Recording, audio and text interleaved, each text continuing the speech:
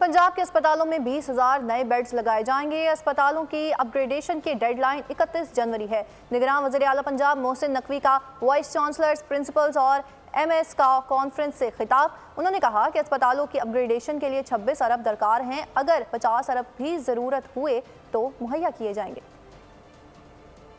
30,000 beds पर 40,000 मरीजों का इलाज होता है। पंजाब भर के अस्पतालों में 20,000 नए बेड्स लगाने का अज़्म। अस्पतालों में अपग्रेडेशन की डेडलाइन 31 जनवरी मुकर्रर। निगरान वज़ीर आला पंजाब मोहसिन नकवी ने टास्क दे दिया। निगरान वज़ीर आला पंजाब ने वाइस चांसलर्स, प्रिंसिपल्स और MS कॉन्फ्रेंस से खिताब में कहा, 32 स्पेशलाइज्ड हेल्थ केयर अस्पतालों की अपग्रेडेशन जारी है। 26 अरब दरकार है। अगर 50 अरब भी दरकार हुए तो मुहैया करेंगे। 32 हॉस्पिटल्स के ऊपर हम पहुंचे जिनका हमने डिसीजन लिया कि इनकी रिवैम्पिंग करनी है।